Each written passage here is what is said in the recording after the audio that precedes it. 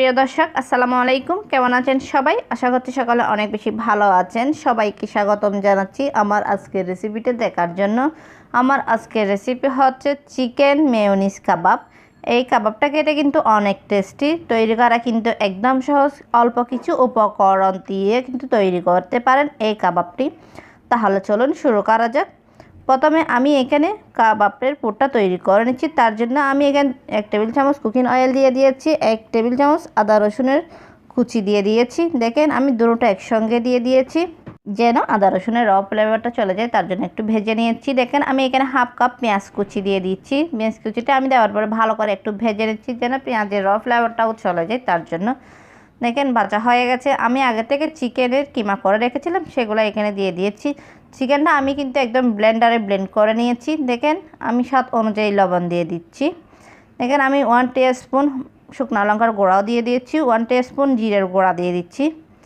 দেখেন আমি কালো গোলমরিচের গুঁড়া দিয়ে দিয়েছি হাফ টিস্পুন। দেওয়ার পর আমি সবগুলো আবার একটু ভালো করে মিক্স করে নিচ্ছি। দেখেন মিক্স করা হয়ে গেছে। আমি একটু ভেজে নিয়েছিলাম অনেকক্ষণ সময় নিয়ে। আমি কিন্তু এখানে কোনো পানি ইউজ করিনি।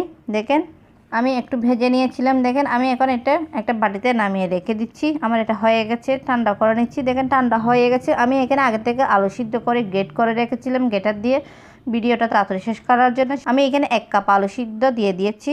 দেখেন আমি এখানে অল্প করে পুদিনা পাতা আর অল্প করে ধনিয়া পাতা দিয়ে দিয়েছি। আপনারা চাইলে শুধু ধনে পাতাটা অ্যাড করতে পারেন। আমি দুটোটা দেওয়ার পরে ভালো করে একটু মিক্স করে নিয়েছি। দেখেন আমার এটা রেডি হয়ে গেছে কাবাবের জন্য। আমি এখন কাবাবটা তৈরি করে নিচ্ছি।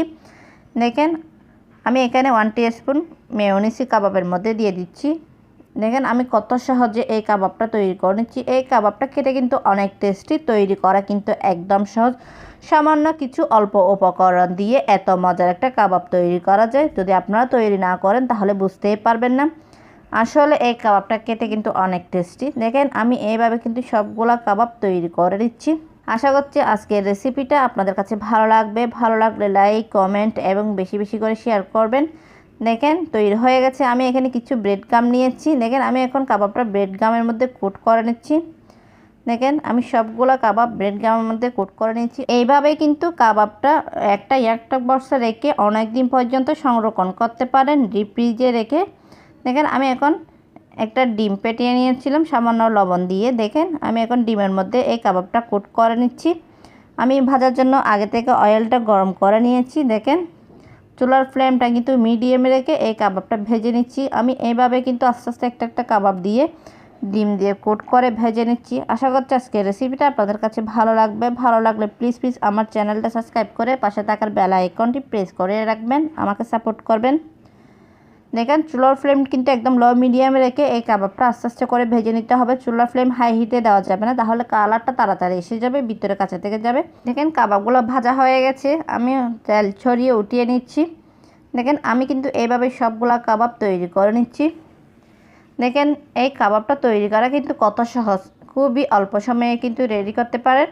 দেখবেন ফ্যামিলির সবাই পছন্দ করবে। চিকেন মেয়োনিজ কাবাবটা রেডি হয়ে গেছে পরিবেশনের জন্য। আমি আপনাদেরকে পরিবেশন করে দেখাচ্ছি। দেখেন দেখতে কত সুন্দর হয়েছে, কালারটা কিন্তু অনেক সুন্দর এসেছে, খেতেও কিন্তু অনেক টেস্টি। তৈরি করা কিন্তু একদম সহজ। আশা করছি আপনারা বাসায় একবার হলো ট্রাই করবেন। আর আজকের রেসিপিটা আপনাদের কাছে কেমন লেগেছে অবশ্যই কমেন্ট করে জানাবেন।